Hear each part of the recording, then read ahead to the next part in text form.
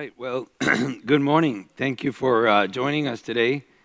It's Friday, so we're really excited to host this symposium. My name is Pedro Ramirez, and I want to thank you for attending this symposium titled The Expanding the Treatment Landscape for Recurrent Low-Grade Serous Ovarian Cancer. We're really excited to host this event, and the IGCS would like to thank Verastem for their support of this symposium. We have an outstanding faculty. We have Dr. Susanna Banerjee and Rachel Grisham, and we're really very excited about the topics that are going to be discussed today, including an extension on the discussion that was presented yesterday by Dr. Banerjee as well. These are the faculty disclosures. The learning objectives for today are going to be highlighting the clinical landscape and learning about the challenges as it pertains to recurrent low-grade ovarian serous carcinoma, understanding the most recent clinical trial data and treatment options for recurrent low-grade serous carcinoma, and then also sharing best practices and discussing future directions in the treatment landscape.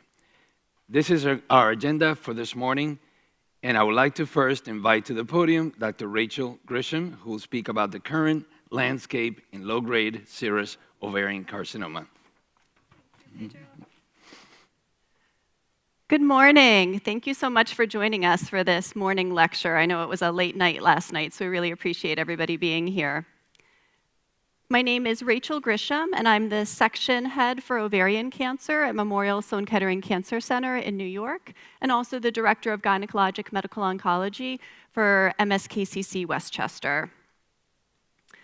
So over the past decade, we've done a really great job of better understanding the molecular landscape and unique histologic features of rare epithelial ovarian cancer, such as mucinous, endometrioid, clear cell, and what we'll be speaking about today, low-grade serous ovarian cancer. However, despite these advances in our understanding of the unique drivers of these diseases, all too commonly, when it comes time for treatment, we're left with the same old paradigm of the same chemotherapy that we use for high-grade serous ovarian cancer. Today, I'd like to talk about what we've learned recently about the unique drivers of low-grade serous ovarian cancer and how it is allowing us to develop more targeted treatment strategies. When we talk about low-grade serous ovarian cancer, of course, we're most commonly comparing it to our most common type of cancer, high-grade serous ovarian cancer. Patients with low-grade serous ovarian cancer account for about 10% of new epithelial ovarian cancer cases. They have a younger median age at diagnosis, and this is largely because there's a binomial age distribution. There's a group of patients who are diagnosed at a young age in their 20s and 30s, and then another group of patients who are diagnosed later in life in their 60s. Of course, in high-grade serous ovarian cancer, about a quarter of our patients will have a germline or somatic BRCA mutation, and about half of our patients will have homologous recombination deficiency. Both BRCA mutations and HRD are exceedingly rare in low-grade serous ovarian cancer. Instead, the most common molecular alterations that we see in low-grade serous ovarian cancer are somatic alterations affecting the MAP kinase pathway, and this is most commonly seen in the form of a somatic KRAS mutation, which is present in about a third of patients with low-grade serous ovarian cancer. As we know, historically, patients with low-grade serous ovarian cancer have lower response rates to chemotherapy. In the neoadjuvant setting, 80 to 90% of our patients with high-grade serous ovarian cancer will respond to their initial platinum taxane chemotherapy, but only 4 to 23% of patients with low-grade serous ovarian cancer. Recently, we've realized that these alterations affecting the MAP kinase pathway in low-grade serous ovarian cancer do not only offer a potential treatment target, but also have prognostic implications. And I think this was very nicely highlighted by Professor Isabelle Rey-Coquard in her discussion yesterday at the plenary session, where she also described how recently we've realized these prognostic factors can have a major effect on the responses we see in our patients with low-grade serous ovarian cancer. This is a study we performed at Memorial Sloan Kettering Cancer Center looking at 119 patients with low-grade serous ovarian cancer. We found that those patients that were diagnosed at a younger age were less likely to have MAP kinase alterations in their tumors, less likely to be sensitive to chemotherapy, more likely to be platinum resistant, and had worse overall prognosis, while those patients that were diagnosed at a later age were more sensitive to chemotherapy, more likely to be platinum sensitive, and had a better prognosis. This has been shown now both in prospective and other retrospective studies, leading us, I think, with a clear paradigm that we have a group of patients that are diagnosed at a younger age with this lower rate of MAP kinase alterations, more aggressive disease, and worse prognosis, and a group of patients diagnosed at an older age who have a higher rate of MAP kinase alterations, more indolent disease, and a better prognosis. Both of these groups share the fact that they are not driven by BRCA or HRD and are generally p53 wild type. And despite one group having a better prognosis and the other group having a poorer prognosis, both of these groups have lower response rates to chemotherapy than what we see with high-grade serous ovarian cancer. So what I'd like to talk about today are ways that we're moving beyond chemotherapy for other potential ways to effectively treat our patients with low-grade serous ovarian cancer. And I'm going to focus on three major groups: endocrine therapy, emerging targets, and of course treatments targeting the MAP kinase pathway.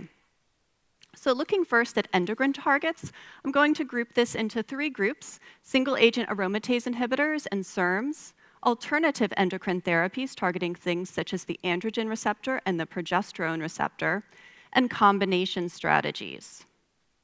So looking first at single-agent aromatase inhibitors and SERMs, we'll talk here about anastrozole, letrozole, and tamoxifen. So the Paragon study was a phase 2 study of anastrozole in patients with low-grade ovarian tumors that had ER and/or PR positivity greater than 10% by IHC. 34 out of 36% of the patients enrolled to this study had low-grade serous ovarian cancer. Patients were treated with single-agent anastrozole and had a response rate of 14%, with a median PFS of 11.1 months. The 12-month clinical benefit rate was 34%, showing that patients oftentimes were able to have stabilized disease for a prolonged period of time, but the response rate was modest. One of the best prospective studies giving us information about response rates and progression-free survival with letrozole is the GOG 281 study, a phase 2-3 study for patients with recurrent, measurable, low-grade serous ovarian cancer who had had at least one prior line of platinum-based chemotherapy and were randomized to treatment with the MEK inhibitor trametinib versus physician's choice of therapy, which could have been chemotherapy or endocrine therapy with letrozole or tamoxifen. We'll talk more about the trametinib results when we talk about MEK inhibitors, but here I really want to focus on the control arm. So that study showed that amongst those 44 patients treated with letrozole, the response rate was 13.6%, so quite similar to what we saw with anastrozole in the Paragon study. The PFS was also similar to what was seen with anastrozole. Importantly, for those 27 patients treated with tamoxifen, the response rate was 0. Prior to this study, I think many of our patients with low-grade serous ovarian cancer routinely received tamoxifen, and it gave us really important information to see what a low response rate these patients had in a prospective fashion. Moving on to alternative endocrine therapies targeting androgen receptor and progesterone receptor. Enzalutamide is a small molecule androgen receptor antagonist that blocks testosterone binding to the androgen receptor. It's FDA approved for multiple indications in prostate cancer and has shown clinical activity in patients with androgen receptor positive triple negative breast cancer. It has been shown that AR positivity can decrease over time with multiple lines of chemotherapy. However, the androgen receptor is found in 67% of cases of epithelial ovarian cancer. This led us to perform a phase 2 study of enzalutamide in androgen receptor positive ovarian cancer. This study enrolled patients with recurrent measurable disease who had had 1 to 3 prior lines of chemotherapy. Patients had their archival tissue tested for presence of androgen receptor expression and required to have 5% or greater expression by IHC, and then were treated with enzalutamide as a single agent continuously. This study enrolled patients both with high-grade serous and low-grade serous ovarian cancer. Patients had a median of 2 prior lines of therapy, and about a quarter of the patients had had prior endocrine therapy. Overall, this study showed a median PFS of 3.5 months, 1.7 months for the patients with high-grade serous ovarian cancer, and 4.6 months for patients with low-grade serous ovarian cancer. 39% of the patients with low-grade serous ovarian cancer remained progression-free at 6 months. Overall, the response rate was very low, with only one confirmed partial response in a patient with high-grade serous ovarian cancer and one unconfirmed partial response in a patient with low-grade serous ovarian cancer. While technically this was a positive study, overall the response and progression-free survival were modest, indicating that there's not really a path forward for enzalutamide as a single agent in low-grade serous ovarian cancer, though potential options for combination therapies in the future. Onapristone is a drug which targets progesterone. This was a basket study that was performed in patients with granulosa cell, low-grade serous ovarian cancer, and endometrioid endometrial cancer. Onapristone extended release is a type 1 full progesterone antagonist that inhibits progesterone-mediated PR activation. It has shown preclinical activity across multiple hormonally driven cancers and did show clinical activity in phase 1-2 studies of breast cancer patients. The progesterone receptor is, of course, commonly expressed in low-grade serous ovarian cancer, leading to interest in the use of this drug for treatment of low-grade serous ovarian cancer. This study enrolled patients with granulosa cell tumor, low-grade serous ovarian cancer, or endometrioid endometrial cancer who'd had at least one prior line of chemotherapy and were PR positive by IHC. Unfortunately, there were no responses in the patients with low-grade serous ovarian cancer, and the median PFS was 4.4 months, with no patients reaching 6 months progression-free. This drug was ultimately discontinued and is not being further developed. Now, while these novel hormonal agents as single agents have not shown promising response rates in low-grade serous ovarian cancer, an area where we are seeing exciting results is combination strategies using CDK4/6 inhibitors. Interim results from GOG 3026 were presented by Dr. Slomovitz at SGO annual conference last year, where he showed interim results from a phase 2 trial of letrozole in combination with ribociclib in women with recurrent low-grade serous ovarian cancer. Patients enrolled to that study had measurable disease and were treated continuously with letrozole in combination with ribociclib 3 weeks on, 1 week off. The patients had a median of 1 prior line of therapy, were not allowed to have received prior letrozole or CDK4/6 inhibitor, and 27% of the patients had received prior hormonal therapy. At the time of those interim results, the overall response rate was 23%, with a median duration of response of 19.1 months. These are, of course, very interesting results, and we look forward to the final results of this study, which I hear are coming soon. Around this same time, there was also a neoadjuvant pilot performed at MD Anderson Cancer Center, led by Dr. Lauren Cobb, looking at a combination of fulvestrant with abemaciclib in patients with newly diagnosed advanced low-grade serous ovarian cancer. Interim results from that study were presented by Dr. Cobb at a previous ASCO conference and showed similarly promising results. We are soon expecting the final results from that study as well and look forward to seeing those. Moving on from endocrine therapy, we of course want to be looking for new and emerging targets in low-grade serous ovarian cancer and new ways to try to better treat our patients. There has been a lot of interest recently in targeting folate receptor alpha, of course, with the recent FDA approval in the United States of mirvetuximab for patients with high levels of folate receptor alpha positivity and platinum resistance. This led us to wonder what the rate of folate receptor alpha positivity is in patients with low-grade serous ovarian cancer. We looked at a panel of 89 patients with low-grade serous ovarian cancer and measured their folate receptor alpha positivity by IHC. We found that 40% of our patients with low-grade serous ovarian cancer had high levels, 75% or greater, of folate receptor alpha expression. Interestingly, when we correlated these results with next-generation sequencing, we found an inverse correlation between presence of MAP kinase alteration and folate receptor alpha positivity.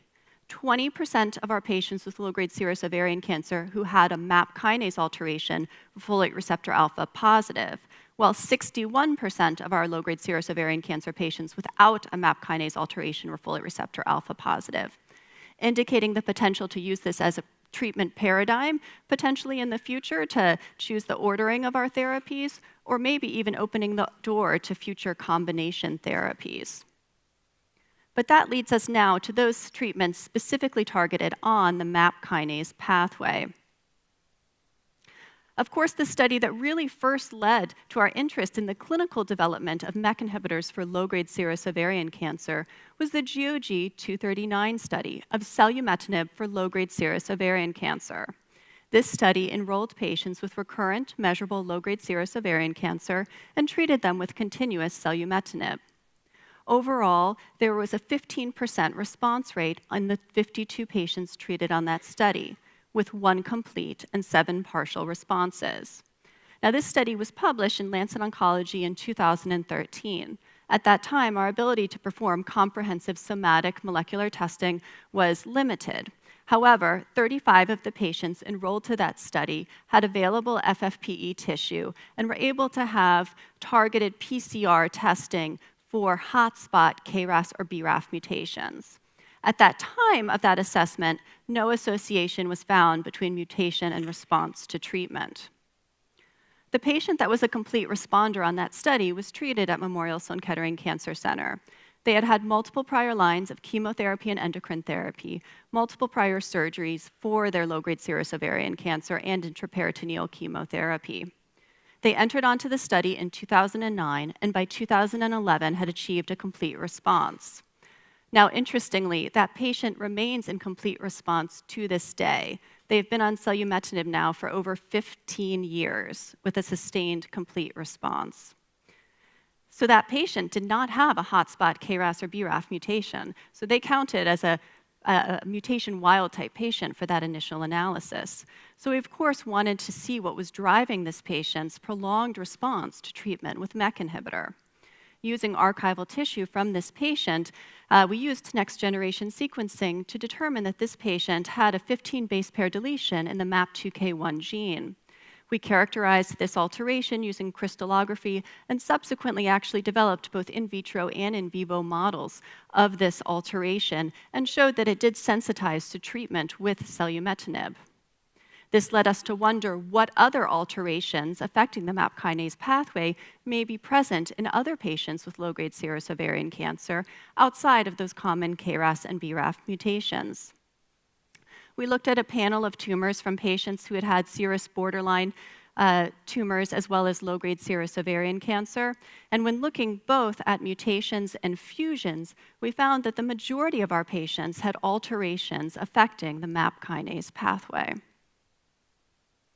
There have now been 2 phase 3 studies performed using single-agent MEK inhibitors in patients with recurrent low-grade serous ovarian cancer. The MILO phase 3 study enrolled patients with recurrent, measurable low-grade serous ovarian cancer who had had up to 3 prior lines of chemotherapy.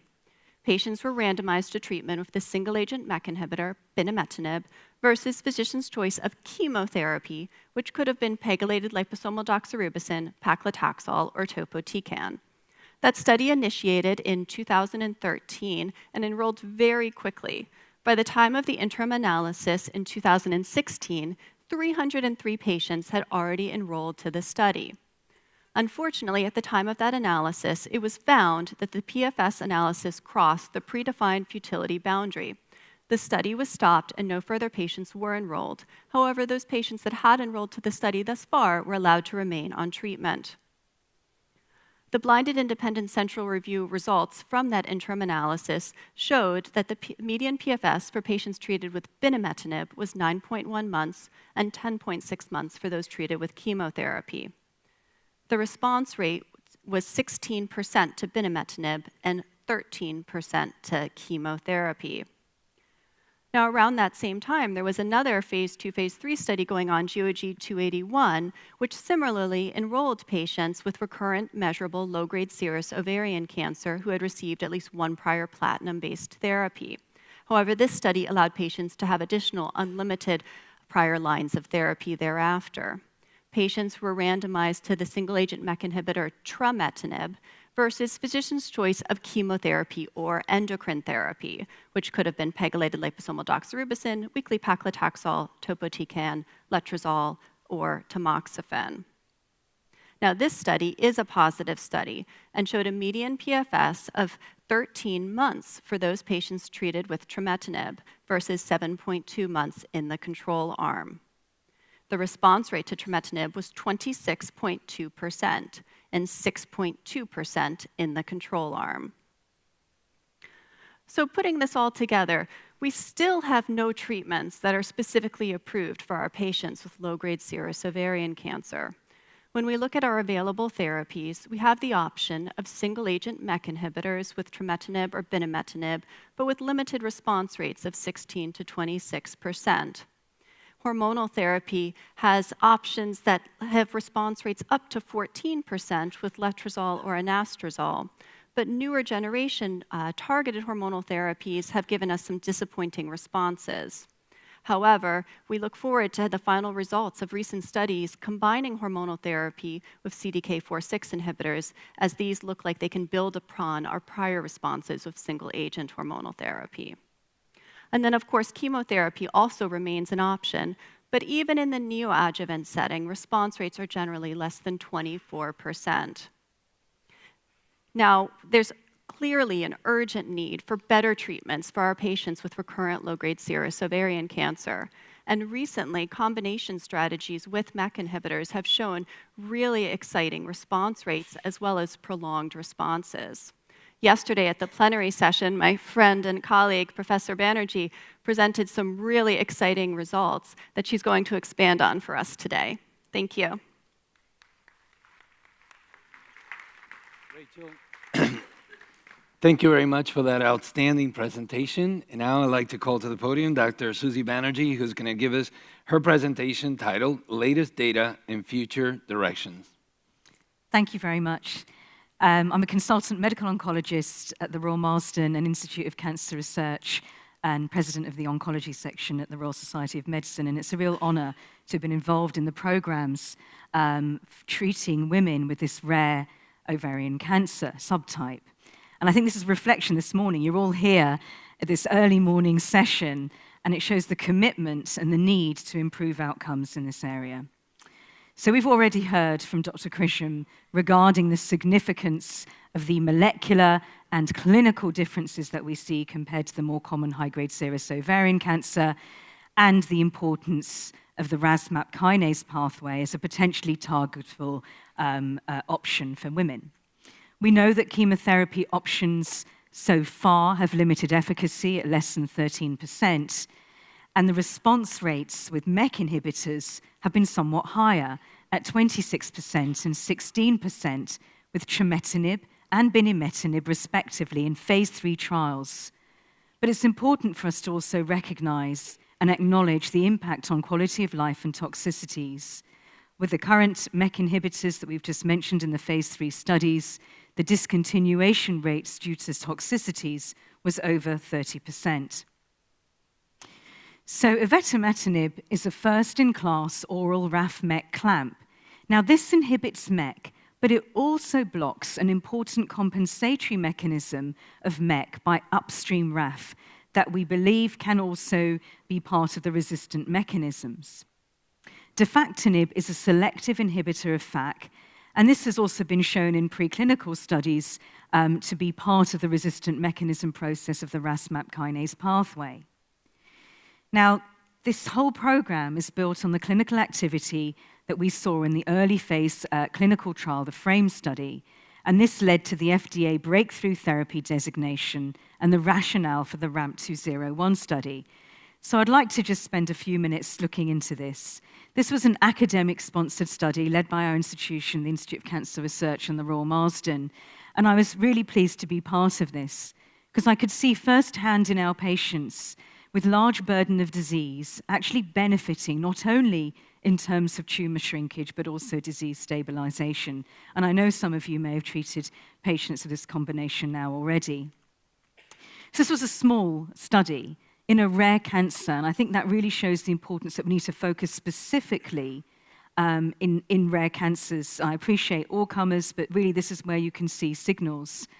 And in this early phase study of 24 patients, we had a response rate of 46%. And then the signal was there of a higher response rate in KRAS mutated.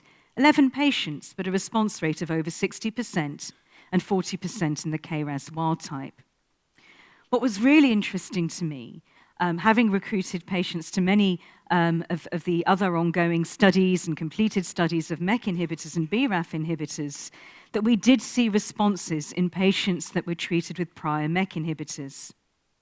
I was part of the team recruiting patients both in the trametinib phase 3 study as well as the MILO study and this study. So the early signals are that the toxicity profile looked encouraging, but I really want to highlight the point that these are early phase studies and there is the importance, we're all in a rush to push through drug development, but it's really important to do the phase 2 studies and the expansions and the phase 3 studies. What's really humbling is that earlier this week in clinic, I saw one of my patients with low-grade serous ovarian cancer who remains on this phase 1 study. And at the same time, we're here presenting the results of the phase 2 and enrolling to the RAMP-301 phase 3 study, which shows how fast drug development can be when we work together, even in rare cancers, bringing patients around the world together with this disease. So now I'm going to spend most of the remaining time going through the results of the primary analysis of the RAMP-201 study. And I'll take it a little bit more slowly than I did yesterday with the 6 minutes that I had. So this is the design of the RAMP-201 trial. I'd like to remind you that this is a registration-directed phase 2 study. And our aim was to look at the combination, but also to look at the RAF-MEK inhibitor avetimatinib as monotherapy as well, so that we could then decide what is the go-forward regimen for expansions and phase 3 studies with the hope of actually influencing a change in practice and a new standard of care in low-grade serous ovarian cancer. So this study was taken in various phases within the same study and was a true collaboration between ENGOT and GOG. So inclusion criteria was low-grade serous ovarian cancer, and we have had central pathology review confirming the diagnosis. Patients needed to have prior platinum chemotherapy, measurable disease, and I want to point out that an unlimited number of prior lines of therapy was permitted, including prior MEK inhibitors. Now, these treatments are oral, and that's very important as well. And what we looked at was at the monotherapy, but also the combination, and the schedule is 3 weeks on, 1 week off at the doses that you see here. We also prospectively had groups within these parts of KRAS mutated and KRAS wild type. So I presented on behalf of ENGOT and GOG the initial results of Part A, which led to the selection of the go-forward regimen, which is the combination, both in the KRAS mutated and the KRAS wild-type groups. So what I'm going to focus on now are the results of Part A together with B and C. So we have the expansion phase and the selection phase at the doses that you see here. And that really results in many more women with this rare cancer type. What I want to just remind you is that the go-forward selection criteria was based on a response rate which was greater than the other regimen, and also that the overall response rate of the leading regimen was more than 15%. So here are the baseline characteristics of Part A to C, and I am focusing here on the combination in view of this being the go-forward regimen, but I am also showing you the results with monotherapy, which I think is very important as well. So if we look at the combination, that's 115 women treated with this, and the median age was 54. But as we know, sadly, too often in clinic, many young women also have this disease, and you can see the range from 21 all the way up to 87. The median number of prior lines of treatment was 3, ranging from 1 to 9. Prior hormonal therapy was over 80%, prior bevacizumab over 50%, and prior MEK inhibitor treatment over 20%. And if we look at the monotherapy as well, it was very similar, with around 26% having prior MEK inhibitor therapy, and I just wanted to raise that point. You also see here the breakdown according to ethnicity as well in the bottom part of this slide, which I think is really important when we think about recruitment now globally. So at the time of the data cutoff in end of June 2024, the median follow-up in the combination group was 13.6 months. And I'm showing you here the second bullet point, the dose intensity. So for the combination arm, 28% of women remain on treatment. And in terms of discontinuation, 10% overall discontinued due to adverse events. So I'm going to focus now on the efficacy, and I hope we're going to have time here in this session to discuss this further. So in the combination arm, the RESIST objective response rate by BICR analysis as blinded independent central review, which was the primary endpoint, is 31%. In the KRAS mutated group, it was 44%, and in the wild-type group, 17%. So with this disease, as you know, it's really important also to look at time to actually developing a response. This disease is notoriously known as difficult to measure. Some of the disease is calcified, and actually having shrinkage can be a challenge, and that can often help women when we're in this situation, in particular at risk of bowel obstruction. So the median time to response now is 3.7 months. The median duration of response so far is 31.1 months overall. And again, as I highlighted in the phase 1 study, it's important that now we have seen in a larger group of patients that there are meaningful responses in women that are treated with prior MEK inhibitors. 24% response rate with prior MEK inhibitors and 33% in women that were not treated with prior MEK inhibitors. We do look at responses, as you know, as partial response and complete response. And I just want to note that in this study with KRAS mutated patients 57, there were two complete responses in the combination arm. Let's also look at the monotherapy. The overall response rate here in all patients was 17%. So here you see the waterfall plot, and this is of the combination in parts A to C.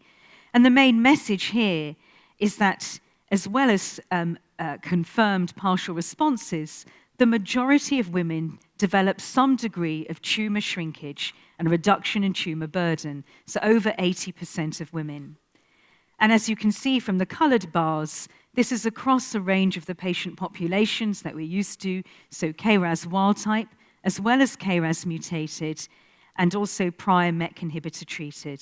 The asterisk denotes patients that are ongoing with treatment. So now if we look at progression-free survival, recognizing that this follow-up is evolving as we speak, the median progression-free survival overall in the 109 evaluable patients was 12.9 months. So far in the KRAS mutated group, the median PFS is 22 months, and in the KRAS wild-type group, 12.8 months. I started at the beginning talking about quality of life and the importance of side effects. And this is critical when we're talking about longer-term treatments. This is different to chemotherapy when we have a set number of cycles. So I'd like to take some time focusing on this, because this has been a limiting factor with more novel treatments, such as the MEK inhibitors we've talked about already. So if we look at grade 3 toxicities, the most common grade 3 toxicity was actually a lab increase of CPK, and that was 24%. For all grades, it was 60%. And then if we look more closely at other grade 3 toxicities, so as you see here for diarrhea, it was 7.8%, but for others, it was less than 5%. We're familiar with MEK inhibitors, with the acneiform rash, for example. This was 4% grade 3 toxicity here. 80% of patients had adverse events leading to a dose interruption, and around 50% of these were actually due to an elevated CPK. And I'd like to highlight that these were not symptomatic. 36.5% of patients had adverse events leading to dose reductions.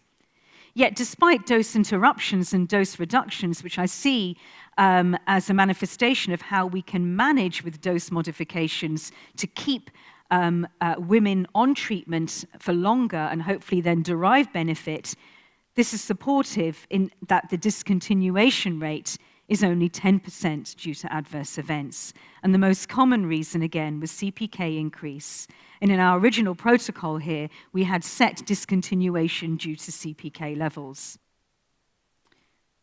Okay. I'm also going to focus on some known adverse events of MEK inhibitors. And those are retinal and ocular events. And you can see, and I'm not going to read them all out, the numbers of retinal events, which we're familiar with MEK inhibitors, not only low-grade serous ovarian cancer, but other malignancies. We don't see grade 3 or more higher so far ocular events. Pneumonitis was 0.9%, and that was all grades, but no grade 3. And there was one patient that had grade 3 hypertension. We are in a world where we need to look at dose optimization. And if we can achieve similar benefits with lower doses and potentially improved toxicity profiles, it's important for us to look into this. And so we looked at a lower dose of avatimatinib, so 1.6 milligrams 2 weekly, with defactinib at 200 milligrams. And this was in the Part D cohort. You'll hear more about this in subsequent presentations, but I wanted to share with you the top-line results. The low-dose regimen we looked at in terms of an endpoint of resist progressive disease within 4 months. And you can see the percentages here. There was an 83% difference in resist progressive disease within 4 months. So it was 12% in the combination arm of the go-forward regimen, but 22% with this low dose. So given that difference, the low-dose regimen will not be pursued as a starting dose in recurrent low-grade serous ovarian cancer. So what we've talked about, Dr. Grisham has summarized, and we know too much in practice, that we have few available treatment options. And this combination has resulted in clinically meaningful responses, duration of response, and progression-free survival. The safety profile, I think, is really important for us to think about when we develop new drugs. And so far, in terms of discontinuation rates, this is 10%. These data support the potential for avatimatinib and defactinib as a new standard of care for recurrent low-grade serous ovarian cancer. And I look forward to hearing and seeing the results as we have more long-term follow-up. But importantly, given what you've seen so far, you know that we have a phase 3 trial, RAMP 301, comparing avatimatinib with defactinib against investigators' choice of therapy in this setting. And this is enrolling globally. And I really want to thank some of the investigators and the teams that are referring patients in already around the world. And this is how we will answer the question and hopefully change the standard of care. Here you see the design of the RAMP 301. And the international collaboration so far for women with low-grade serous ovarian cancer.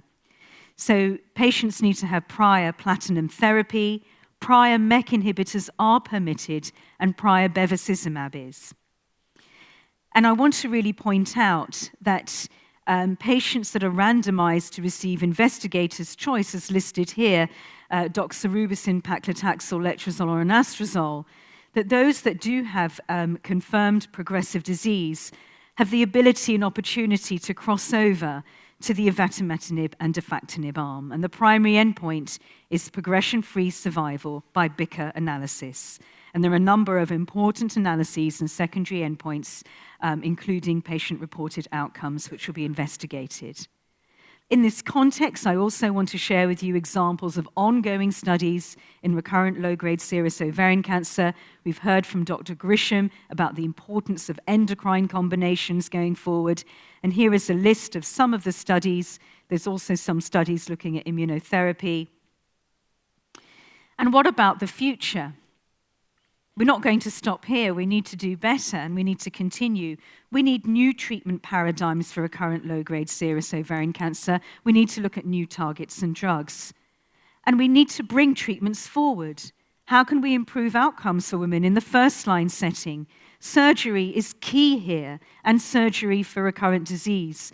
And we need to look at first-line systemic treatments along with this.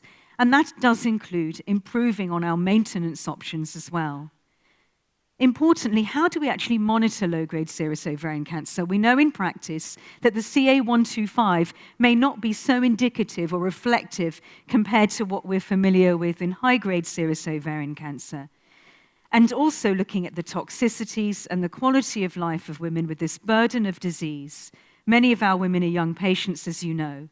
I know traditionally we've called this an indolent disease, but we know too often that that's not the case. And sadly, this disease can move quite quickly with ascites and pleural effusions and bowel obstruction. I think it's really important to look further at biomarkers beyond MAP kinase alterations, and can we actually monitor patients differently with new biomarkers, potentially mutations, ctDNA, and we had a poster here at IGCS looking at the identification and monitoring, looking at KRAS mutations in the circulation. So thank you for your attention. I'm slightly ahead of schedule, so we've got more time for questions, and I look forward to your comments. Thank you. Susie, thank you very much for that excellent presentation. And I do want to highlight the fact that you're both outstanding speakers. Thank you so much. Yes, exactly. So this is an opportunity, of course, for our audience to ask any questions. Our experts are here; they're live. So please bring your questions up to the mic, and we welcome questions for both Professor Banerjee and Grisham. Please. Hi, I have two questions. First of all, Susie, if you had a patient with a completely resected, say, stage 3C to low-grade ovarian cancer, what would be your first line of adjuvant treatment for that patient? Thank you for that question. It's really important, and I'll give you my comments. I look forward to the panel too, because this is a controversial area, hence we're here discussing it. So with current evidence so far, I think many of you know that I support giving adjuvant chemotherapy, platinum-based chemotherapy in advanced low-grade serous ovarian cancer. In early stage, that's somewhat different.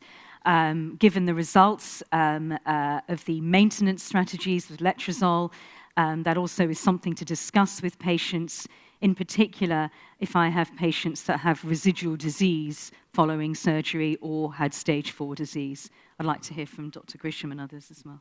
Yeah, thank you. Yeah, so of course, this remains an unanswered question. And so very importantly, we have an international phase 3 study currently enrolling NRG GY019 for patients with advanced low-grade serous ovarian cancer who have undergone primary debulking surgery, who are then being randomized to 6 cycles of platinum taxane chemotherapy followed by letrozole versus letrozole alone. That study, of course, is being led by Dr. Amanda Fader and has been enrolling actually quite well. I think we all had concerns about how easy it would be to enroll to that study, but she's been doing a great job of leading that study. And so we look forward to hopefully getting results from that study within the next 2 years. So I have that study open at my institution, and so I do discuss both options with a patient. But outside of a clinical trial, it is also my preference to do chemotherapy followed by letrozole maintenance. I think it's important that we remember that, the treatment paradigm of the letrozole maintenance following platinum-based chemotherapy comes, of course, from Dr. Gershensen's retrospective study out of MD Anderson, where the patients that received endocrine maintenance therapy had significantly better progression-free survival than those that did not. But all of the patients in that study received chemotherapy, and I don't feel that gives us adequate evidence to remove chemotherapy. So it's still my preference to treat my patients with advanced disease with adjuvant chemo followed by letrozole.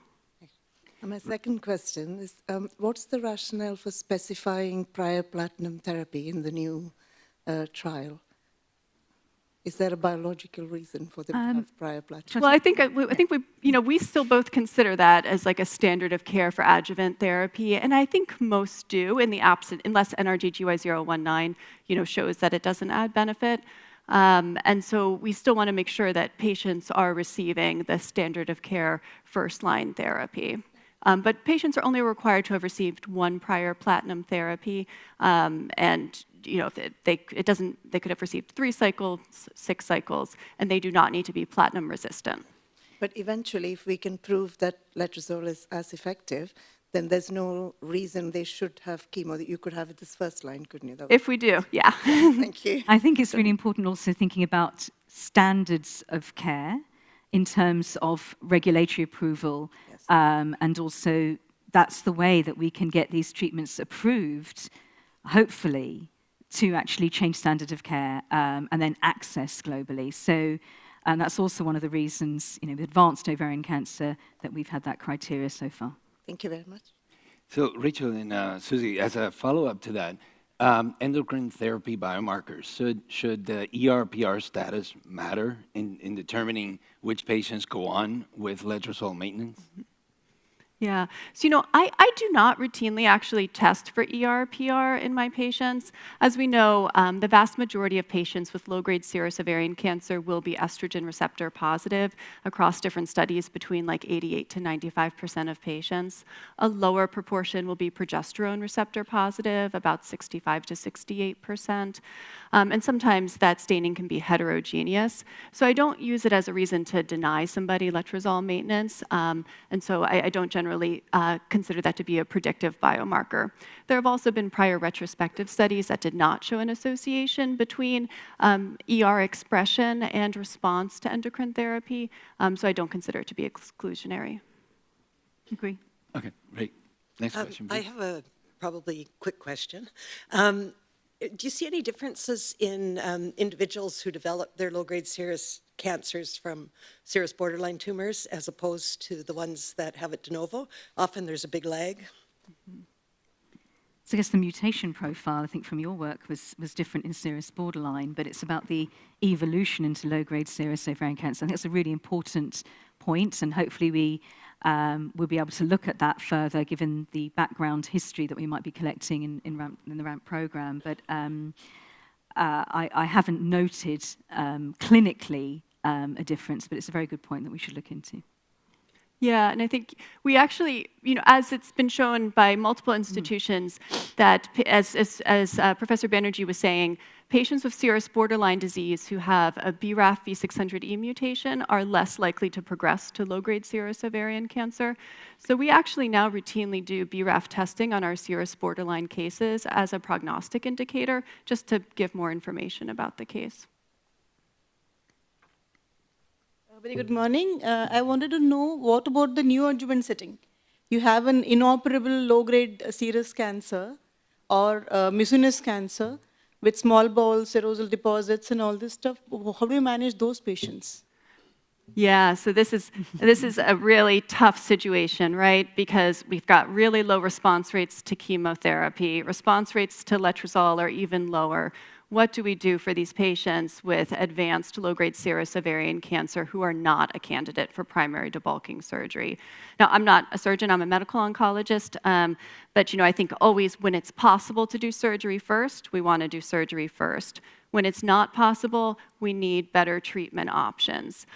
So we actually have right now a single institution study open at Sloan Kettering using this combination of avutometinib and defactinib in combination with letrozole in the neoadjuvant setting. And it's just started, but we're seeing some really exciting responses that I look forward to sharing in the future. And so I think you're exactly right. We need to be forward-looking. We need to be thinking about bringing these effective treatments to the front line as soon as possible, because that's where we have the chance to potentially cure our patients. And that's getting to, as Professor Banerjee said, getting to surgery is so incredibly important. And then also, options like CDK4/6 inhibitors in combination with endocrine therapy being explored in the neoadjuvant setting. So when a clinical trial is available, obviously being involved in a clinical trial. When it's not available, then I think chemotherapy is my only option, yeah. Great, thank you for that question. I think we all had that question in mind as well. So you both mentioned a number of genetic mutations, genetic alterations. Have we identified the ideal biomarker predictor for low-grade ovarian cancer? Well, I hope we will. So, but I think, as Dr. Grisham highlighted, and with your wonderful patient that you shared with us, that we have looked at primarily initially KRAS mutations because of the rate being over 30%. So that's important. But we know that there are other, like for example, BRAF mutations. Yes, so we will be looking at that.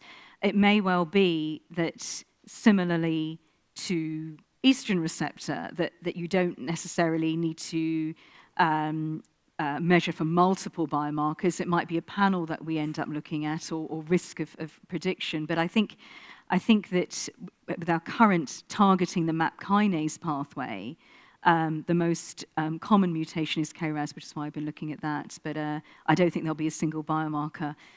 We haven't even identified that in high-grade serous ovarian cancer. So, yes. Yeah, and I would just add to that, I think that it's complicated too because of the prognostic implications, right? So KRAS mutation is associated with better response rates no matter what treatment you're getting. It's associated with better response rates to chemotherapy also. So we don't want to necessarily exclude those patients from treatment with MEK inhibitors, because we know if we look deep enough, if we look at fusions, if we look at these novel alterations that aren't necessarily found on routine panel testing, we will find MAP kinase alterations in majority of our patients, but they're not always easy to find. And so that's why I'm really glad that the RAMP 301 study is going forward with the strategy of looking at this effective combination in all patients with low-grade serous ovarian cancer. Because yes, the outcomes generally are poorer for those KRAS wild-type patients, but I think this combination is still going to give better responses than what we see with our standard of care options. Great, we have a question. Okay.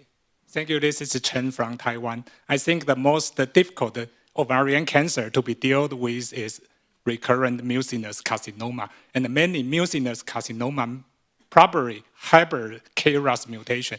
Since your clinical trial shows the promising results in KRAS mutation patients of low-grade serous carcinoma, can you think to apply these settings to the recurrent mucinous carcinoma to our patients? Thank you. Yeah, I think it's a great thing to explore. There's currently ongoing basket studies also that are kind of just biomarker driven as opposed to histology driven, looking at this combination that will hopefully give us more information about patients with mucinous ovarian cancer. But I agree, that is such a huge area of unmet need. And as we all know, it is so incredibly difficult to do a study in mucinous ovarian cancer, right? We tried to do it, half the patients ended up having a GI primary. And so the opportunity to do these basket studies that enroll based on molecular marker instead of histology will hopefully give us better options for treatment of this disease. I completely agree. And I think we need to, we've shown as a community globally that we can recruit to rare cancers. This is an example of this. And I appreciate our prior experience with mucinous, but maybe we need to do that again. Now we have such global collaborations. And in answer to your question, Verostem are in the room, so maybe we can look at mucinous ovarian cancer. Excellent. Yes, question. Good morning, and thanks for the wonderful panel and the accumulated knowledge over the years. My question to the panel, and when it comes to recurrent low-grade ovarian cancer, we know that there is variation of response according to mutation panels. Have you looked at the burden of disease at recurrent low-grade and whether the response differs whether we have a big burden of disease or not? And the reason I ask that, because we frequently go to the OR with recurrent low-grade and with the mentality of optimal debulking is the goal. And when we think that we will fail to achieve that optimal cytoreduction, we close and we say, we can't do that, let's do chemotherapy or immunotherapy or KRAS. So the question to us, whether we should not do that and we should do as much as we can to decrease the burden of disease so we can give the therapeutic agents a chance to work. And so the question is, do we have really a better response when we have a small burden of disease at recurrent rather than big disease burden? So I completely, what you've just described really resonates with me. And I know that in our practice, in our multidisciplinary meetings, in that situation, I argue strongly about removing as much as burden of disease as possible, even if there is going to be some residual disease, because of what we've said about the low response rates in general so far. Hopefully that will change. But also the symptoms of women with this disease, the risk, for example, of bowel obstruction, or actually what I've seen is hydronephrosis due to these calcified lesions in the pelvis, and that can be so problematic. And the treatments for hydronephrosis can be complicated, the stents, etc. So I appreciate it's not based on evidence of biology, but I do push for maximal effort surgery, even if I know there's going to be residual disease. Within the RAMP program, we have, as you know, central review of radiology, and I think that will be something that we should look at, burden of disease. Yeah, totally agree. Great. So, Rachel, you mentioned that in the future there's a possibility for folate receptor alpha targeting agents in combination with other agents. What would that look like? Well, I think it's, we don't know yet what the rate of folate receptor alpha targeting agents is in low-grade serous ovarian cancer. I think it's interesting that the level of folate receptor alpha positivity is high, and I think it's something that would be worth exploring further. But it remains to be seen what the activity of these agents is. But if they are active, then I could definitely see an option for combining an ADC with a MEK inhibitor to try to hit a larger target of the population and kind of cover both of those populations of patients. But remains completely, nothing I would recommend anybody do right now. It would have to be in the setting of a clinical trial first, which has not been performed yet. Great. Another question, in the future, do you see immunotherapy being a key component of how we treat these patients? I personally don't, but there are trials, and that's the whole point of clinical trials. We can't second guess the results. So it's important to try and apply the biological principles for each individual subtype of ovarian cancer. Sadly, as you know, to date in ovarian cancer, immunotherapy hasn't been a successful approach, at least not monotherapy. However, there are rarer subtypes where it is encouraging, like clear cell carcinoma, for example. In low-grade serous ovarian cancer, I wait to hear the results of the trials. Great. Another question that I had, and of course, obviously, I think that we see from time to time patients that are referred to us after having HIPEC for low-grade ovarian cancer. Is there really any role for HIPEC in this disease, or should we proceed and of course, obviously, explore other options? Controversial Yeah, question. I'd say it's controversial. Depends on geographic location and other factors. HIPEC at time of interval debulking surgery is now a standard of care.